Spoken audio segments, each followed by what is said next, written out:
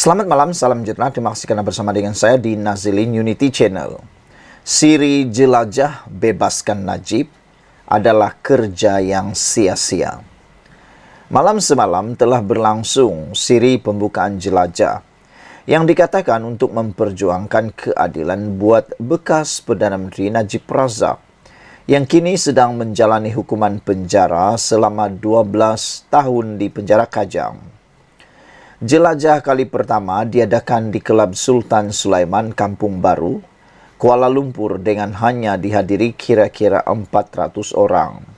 3 anak Najib iaitu Muhammad Nizar, Muhammad Nafizuddin dan Nuriana Najwa berkongsi pentas dalam program yang bertema Demi Najib, We Stand By You, tetapi tiada seorang pun pemimpin UMNO yang hadir. Walaupun program itu disebut bertujuan untuk memberi penjelasan berhubung ketidakadilan yang didakwa diterima Najib dalam perbicaraan kes SRC internasional, tetapi adalah jelas bahawa matlamat sebenar jelajah tersebut ialah untuk membebaskan bekas Perdana Menteri itu.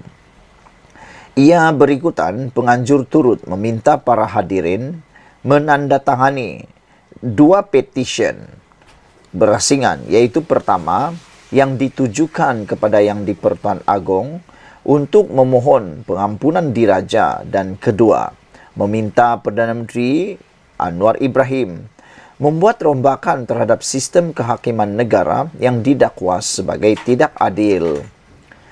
Kedua-dua petisyen tersebut tidak lain adalah bermatlamat agar Najib dibebaskan dalam waktu terdekat ini, terutamanya petisyen pertama.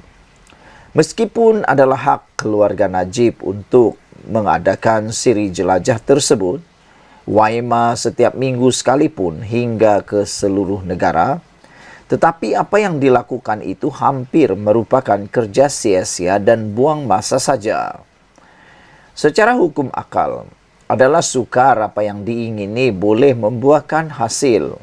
Pertama, dakwaan bahawa Najib tidak diberi keadilan agak subjektif sifatnya kerana beliau telah melalui semua proses keadilan dalam mahkamah, mahkamah tinggi, mahkamah rayuan dan mahkamah persekutuan, malah juga melalui semakan kehakiman atas keputusan yang telah dijatuhkan kepadanya. Dalam semua proses yang dilaluinya itu, keputusan hakim secara keseluruhannya ialah 13 berbalas 1. Adakah majoriti sebegitu boleh dianggap tidak adil? Kedua, berikutan didapati bersalah atas 7 pertuduhan salah guna kuasa, pecah amanah dan pengubahan wang haram membabitkan dana bernilai RM42 juta milik SRC Internasional, anak syarikat 1MDB. Najib dikenakan hukuman 12 tahun penjara serta denda 210 juta. Beliau mula menjalani hukuman penjara pada 23 Ogos 2023. Bermakna Najib ketika ini baru setahun lebih saja menjalani hukuman penjara daripada 12 tahun hukuman yang diterimanya. Jadi, di mana logiknya untuk mendesak pengampunan diraja diberikan kepadanya? Setidak-tidaknya atau kebiasaannya perlu menjalani 1/3 hukuman penjara terlebih dahulu sebelum permohonan pengampunan dikemukakan. Mudah kata, sabar dululah, sabar-sabarlah. Ketiga, Najib juga masih ada 3 kes lain yang sedang dihadapinya berkaitan 1MDB. 3 kes berkenaan ialah berkaitan penyelewengan RM2.3 bilion dana 1MDB, pecah amanah jenayah berjumlah RM6.6 bilion berhubung pembayaran kepada International Petroleum Investment Company IPIC, dan pengubahan wang haram membabitkan dana SRC Internasional berjumlah RM27 juta. Dalam hal ini, bagaimana seseorang yang masih ada kes mahkamah yang belum selesai malah ada kaitan dengan kes yang telah dijatuhi hukuman tiba-tiba pula mahu diberi pengampunan. Tidakkah ia hanya akan memberi gangguan kepada kes yang belum selesai itu? Cukup dengan 3 alasan di atas saja, sebarang usaha untuk membebaskan Najib buat ketika ini, apalagi hanya melalui sirih jelajah kecil-kecilan, senang cakap hampir mustahil hasil yang positif mampu diperoleh. Apa pendapat Anda untuk isu tajuk kali ini, yaitu sirih jelajah bebaskan Najib adalah kerja yang sia-sia?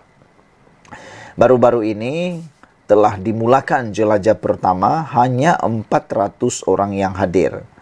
Yang amat mengecewakan ialah hanya 3 orang anak Najib yang hadir, yaitu Muhammad Nizar, Muhammad Nazifuddin, dan Nuriana Najwa. Namun demikian, tiada seorang pun pemimpin UMNO yang hadir. Makna kata, pemimpin-pemimpin UMNO ini pun turut menyedari bahawa pekerjaan jelajah bebaskan Najib ini mungkin hanya akan menjadi sia-sia, tidak berempak besar, dan tidak mungkin akan dapat dilayan kerana beberapa perkara. Walaupun program itu disebut bertujuan untuk memberi penjelasan berhubung ketidakadilan yang didakwa diterima Najib dalam pembicaraan kes SRC, tetapi adalah amat jelas bahawa matlamat sebenar jelajah terbabit tersebut ialah untuk membebaskan bekas Perdana Menteri itu. Yang berikutan, penganjur turut meminta para hadirin menandatangani 2 petisyen berasingan, iaitu pertama, yang ditujukan kepada Yang di-Pertuan Agong untuk memohon pengampunan diraja, dan kedua, meminta Perdana Menteri pula Anwar Ibrahim membuat rombakan terhadap sistem kehakiman negara yang didakwa sebagai tidak adil. Kedua-dua petisyen tersebut tidak lain adalah bermatlamat agar Najib dibebaskan dalam waktu terdekat ini, terutamanya petisyen pertama. Meskipun adalah hak keluarga Najib untuk mengadakan silih jelajah tersebut, waima setiap minggu pun mereka lakukan tidak ada bermasalah. Namun itu adalah kelihatan sia-sia belaka. Ini kerana secara hukum akal dan logik akal kita sukar untuk dipenuhi keinginan itu dan membuahkan hasil. Ada banyak alasannya. 3 alasannya. Yang pertama ialah dakwaan bahawa Najib tidak diberikan keadilan adalah subjektif. Bayangkan Najib sudah melalui semua proses mahkamah di Malaysia, bahkan sehingga ke proses yang tak pernah dilalui sesiapapun, termasuklah Anwar Ibrahim, tetapi Najib kalah 13-1. Di mana lagi yang tidak adil di sana? Selain itu, yang kedua, Najib juga telah dikenakan tindakan hukuman penjara 12 tahun. Tapi sekarang ini Najib baru saja selesai lebih kurang setahun. Jadi di mana logiknya Najib diberikan pengampunan dalam masa terdekat? Kerana biasanya pengampunan diraja hanya akan diberikan selepas melalui 1/3 hukuman penjara daripada jumlah tahun yang diberikan hukuman itu. Najib belum sampai pun. Jadi, kata yang paling mudah ialah sabar-sabarlah dulu. Yang ketiga ialah Najib masih mempunyai 3 kes lain dalam perbicaraan berkaitan 1MDB. Tentulah kalau Najib dapat pengampunan dan dibebaskan sekarang, pasti ini akan memberi gangguan kepada kes yang belum selesai itu. Jadi, sabar-sabarlah dulu. Sekian dulu untuk kali ini. Jangan lupa tinggalkan komen Anda, tekan butang subscribe Malaysia Kita Punya. Kita jaga sama-sama cintai Malaysiaku. Bye-bye.